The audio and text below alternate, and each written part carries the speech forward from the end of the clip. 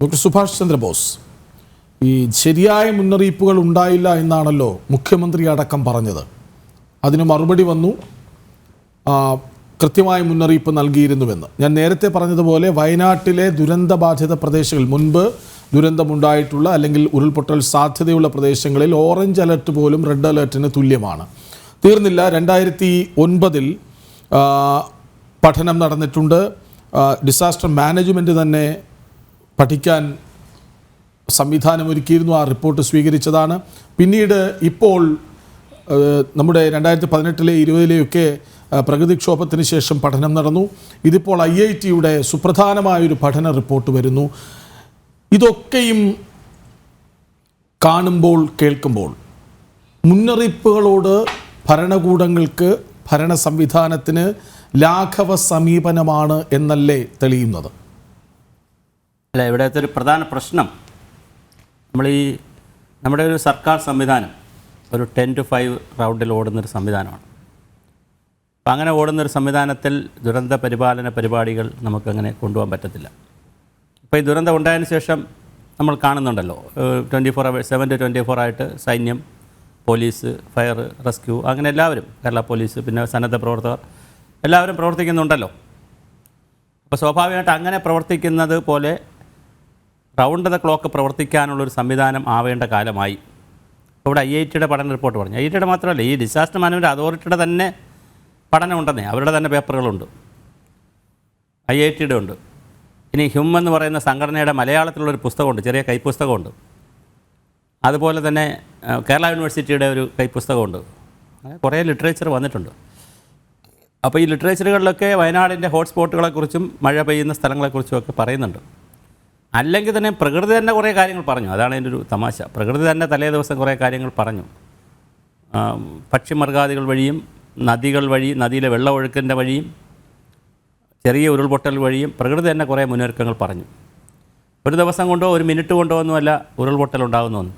പെട്ടെന്നിങ്ങനെ സഡനായിട്ടൊരു മഴ വന്ന് ടക്കനെ ഉരുൾപൊട്ടുക എന്നല്ല, അതിലൊരു തയ്യാറെടുപ്പുണ്ട്. അതുകൊണ്ടാണ് ഞങ്ങളെപ്പോലുള്ള ആളുകൾ അല്ലെങ്കിൽ ശാസ്ത്ര സമൂഹം പറയുന്നത് ഉരുൾപൊട്ടലിൻ്റെ ദുരന്തങ്ങളെ നമുക്ക് വിചാരിച്ചാൽ കംപ്ലീറ്റ് കുറയ്ക്കാം. ഭൂകമ്പങ്ങൾ പോലെയൊന്നുമല്ല, അല്ലെങ്കിൽ മറ്റ് ദുരന്തങ്ങൾ പോലെയല്ല. നമ്മുടെ ലാൻഡ് സ്ലൈഡിൻ്റെ അല്ലെങ്കിൽ ഉരുൾപൊട്ടലിൻ്റെ ദുരന്തങ്ങളെ തീർച്ചയായിട്ടും നമുക്ക് കുറയ്ക്കാൻ പറ്റും. അവിടെ തന്നെ തലേ ദിവസം കുറേ അറിയിപ്പുകളൊക്കെ പോയതായി പറയുന്നു. അപ്പോൾ അറിയിപ്പ് കിട്ടിയവർ മാറി, കിട്ടാത്തവർ മാറിയില്ല, കുറച്ച് പേർ അറിയിച്ചില്ല. അതുപോലെ ചൂരൽമല, അതെല്ലാവരും പറയുന്നത് എനിക്ക് മനസ്സിലാകാത്തൊരു കഥയാണത്. നമ്മുടെ ഉത്തരവാദിത്തപ്പെട്ട ആളുകളൊക്കെ പറയണം, ഈ ചൂരൽമല എന്ന് പറയുന്നത് നദിയുടെ ഫ്ലഡ് പ്ലെയിനാണ്. അവിടെ എന്തിനാണ് നമ്മൾ മുന്നറിയിപ്പ് കൊടുക്കുന്നതെന്നാണ്. നദിയുടെ ആ ഫ്ലഡ് പ്ലെയിൻ കഴിഞ്ഞാൽ തൊട്ടടുത്ത് പുഞ്ചിരിമട്ടം മലയാണ്, ഉണ്ടക്കൈ മലയാണ്, വെള്ളരി മലയാണ്.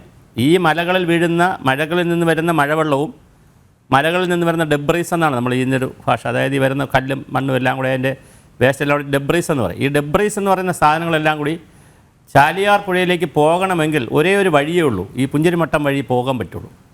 അപ്പോൾ അതിൻ്റെ ഭാഗമാണിതും. അപ്പോൾ അതുകൊണ്ട് തന്നെ അതൊരു ഭൂമിശാസ്ത്ര പ്രദേശത്ത് മഴ നന്നായിട്ട് വരുന്നു, തുടർച്ചയായി മഴ നിൽക്കുന്നു. റെഡ് അലർട്ട്, ഓറഞ്ച് അലർട്ട് എന്നൊക്കെ പറയുന്നത് തികച്ചും സാങ്കേതികമാണ്. ഞാൻ പലപ്പോഴും പറയാറുണ്ട്. ഈ ഓറഞ്ച് അലർട്ടിൽ തന്നെ എഴുതിയിട്ടുണ്ട് ബി പ്രിപ്പയർഡ് എന്നാണ്. എന്ന് പറഞ്ഞാൽ തയ്യാറെടുത്തിരുന്നോളൂ എന്ന് പറഞ്ഞാൽ ICU യൂണിറ്റിൽ കിടക്കുമ്പോൾ ഡോക്ടർ വന്ന് പുറത്ത് പറയുകയാണ്, അപ്പച്ചൻ ഇനി കുറച്ച് സമയമേ കാണുള്ളൂ, മാക്സിമം പോയാൽ ഇന്ന് രാവിലെ അല്ലെങ്കിൽ നാളെ രാവിലെ വരെ അപ്പച്ചൻ ജീവിച്ചിരിക്കുള്ളൂ, നിങ്ങൾ പ്രാർത്ഥിച്ചോളൂ അല്ലെങ്കിൽ ബന്ധുമിത്രാദികളെ അറിയിച്ചോളൂ എന്ന് പറയും. അപ്പോൾ നമ്മൾ പ്രാർത്ഥിക്കും. ചിലർ വിശ്വാസ പ്രമാണം അനുസരിച്ച് കാര്യങ്ങളൊക്കെ ചെയ്യും. പള്ളിയിലും അമ്പലത്തിലൊക്കെ നേർച്ച ഇടുന്നവരുണ്ട്, ബന്ധുക്കളെ അറിയിക്കുന്നവരുണ്ട്, നീ ഉടനെ വരണം, മക്കളൊക്കെ ദൂരമാണെങ്കിൽ ഉടനെ വരണം, ഡോക്ടർ ഇങ്ങനെ പറഞ്ഞിരിക്കുകയാണ്. Be prepared. ഓറഞ്ച് അലർട്ട് എന്ന് പറഞ്ഞാൽ ബി പ്രിപ്പയർഡ്, തയ്യാറായിക്കൊള്ളൂ എന്നാണ്. അത് കഴിഞ്ഞാൽ പിന്നെ താഴേക്ക് അലർട്ട് കിട്ടും, താഴത്തെ കളർ കിട്ടുന്നത് വരെ, യെല്ലോ അലർട്ട് ഗ്രീനും ഒക്കെ കിട്ടുന്നത് വരെ നമ്മൾ തയ്യാറായിരിക്കണം. റെഡ് അലർട്ട് എന്ന് പറഞ്ഞാൽ ആക്ഷനാണ്. റെഡ് അലർട്ട് കണ്ടു കഴിഞ്ഞാൽ ആക്ഷനിലേക്ക് പോകണമെന്നാണ്. അത് ഉണ്ടാക്കിയത് തന്നെ ഇംഗ്ലണ്ടിൽ ഒരു മഴ വന്ന് ഇതുപോലെ പ്രശ്നം ഉണ്ടായപ്പോൾ ഡിവൈസ് ഉണ്ടാക്കി. എന്തിനാണിത് കളറിൽ ഡിവൈസ് ഉണ്ടാക്കിയത്? ആൾക്ക് പെട്ടെന്ന് മനസ്സിലാവാനാണ്. അല്ലെങ്കിൽ പിന്നെ സയൻറ്റിഫിക് ഭാഷയിൽ ചെയ്താൽ പോലെ. കളർ കണ്ടാൽ പെട്ടെന്ന് ആൾക്ക് മനസ്സിലാവും. ഈ കോഡ് നമ്മുടെ പ്രദേശം ഓറഞ്ചിൽ കിടക്കുകയാണ്, അപ്പം നമ്മൾ അവിടെ നിന്ന് മാറേണ്ടതാണ്, നമ്മുടെ പ്രദേശം റെഡിലേക്കായി, നമ്മൾ ആക്ഷനിലേക്ക് പോകേണ്ടതാണ്. നമ്മുടെ പ്രദേശം ഗ്രീനിലേക്കായി. നമ്മുടെ ട്രാഫിക് ലൈറ്റ് പോലെ തന്നെ വളരെ സിമ്പിളാണ്. അപ്പോൾ ഞാൻ ട്രാഫിക് ലൈറ്റുമായിട്ട് ബന്ധിപ്പിച്ച് പറയാം. നമ്മൾ പച്ച ലൈറ്റ് കത്തുമ്പോൾ നമുക്ക് പോകാം, ചുമന്ന ലൈറ്റ് കത്തുമ്പോൾ നമ്മൾ നിർത്തണം. പക്ഷേ ചുമന്ന ലൈറ്റ് തീരുമ്പോൾ ചെറിയ നേരത്തൊന്ന് ബ്ലിങ്കിയിട്ടാണ് ഈ പച്ചയിലേക്ക് പോണത്. അതെന്ന് വെച്ചാൽ ബാക്കി വാഹനങ്ങളൊന്ന് തയ്യാറെടുക്കാൻ വേണ്ടിയിട്ടാണ്. ഒരു കുഷൻ ടൈം നമുക്ക് തരുന്നതാണ്. ചെറിയ സമയം ഉണ്ടാവുള്ളൂ, സെക്കൻഡുകളും ഉണ്ടാവുള്ളൂ. അതുപോലൊരു കുഷൻ ടൈമാണ് ഈ ഓറഞ്ചും റെഡും തമ്മിലുള്ള വ്യത്യാസം. അപ്പോൾ ഇത് നമ്മൾ ആരെയും കുറ്റപ്പെടുത്താനോ അല്ലെങ്കിൽ തെറ്റ് ചെയ്തില്ലെന്ന് പറയാനോ തെറ്റ് ചെയ്തെന്ന് പറയാനോ ഒന്നുള്ളൊരു വിചാരണയുടെ സമയമൊന്നുമില്ല. 40ഓളം സഹോദരങ്ങൾ അവരുടെ ബന്ധുമിത്രാദികൾ ആരെന്നറിയാതെ പരസ്പരം ബോഡി ആയിട്ട് വാങ്ങാൻ കഴിയാതെ അവിടെ അടക്കം നടന്നുകൊണ്ടിരിക്കുന്ന വിഷ്വലാണ് ഇതിൻ്റെ മെയിൻ ചാനലിൽ പൊയ്ക്കൊണ്ടിരിക്കുന്നത്. അപ്പോൾ അതുകൊണ്ട് നമ്മൾ ആരെയും കുറ്റപ്പെടുത്തുന്നില്ല. പക്ഷേ അനുഭവങ്ങളിൽ നിന്ന് നമ്മൾ പാഠങ്ങൾ പഠിച്ചേ കഴിയൂ. പ്രളയം വന്നപ്പോൾ നമ്മൾ വിചാരിച്ചു നമ്മൾ ഇനിയും, സുനാമി വന്നപ്പോൾ, സുനാമിക്ക് നിങ്ങൾക്കറിയാവോ, സുനാമിയും ഒരു മുന്നറിയിപ്പ് കറക്റ്റായിട്ട് കൊടുക്കാൻ പറ്റാത്തതുകൊണ്ടാണ് സുനാമിയിലും ആളുകൾ മരിച്ചത്. വളരെ ആയിരക്കണക്കിന് കിലോമീറ്റർ അപ്പുറത്തുണ്ടായ സുനാമി ഉണ്ടായപ്പോഴേ എല്ലാ രാജ്യങ്ങൾക്കും അറിയിപ്പ് പോയതാണ്. നമുക്ക് ശരിക്കും പറഞ്ഞാൽ കേരളീയർ വിചാരിച്ചിരുന്നെങ്കിൽ സുനാമി കാലത്ത് എല്ലാവരും രക്ഷിക്കാമായിരുന്നു. നമുക്ക് അത്രയും സമയം കിട്ടി. പക്ഷേ നമ്മുടെ സംവിധാനം അന്ന് വളരെ മോശം സംവിധാനമായിരുന്നു, വളരെ സാധാ സംവിധാനമായിരുന്നു. പക്ഷേ ശരി, സുനാമി നമുക്ക് പരിചയമില്ലായിരുന്നു. അത് കഴിഞ്ഞിട്ട് സുനാമി വന്നു, ഡിസാസ്റ്റർ മാനേജ്മെൻറ്റ് അതോറിറ്റികൾ വന്നു, വലിയ സന്നാഹങ്ങൾ വന്നു, ഫുൾ ടൈം ഓഫീസർമാർ വന്നു, വലിയ സന്നാഹം വന്നു. അപ്പോൾ ഇപ്പോൾ നമുക്കതിനൊരു ഉത്തരവില്ല.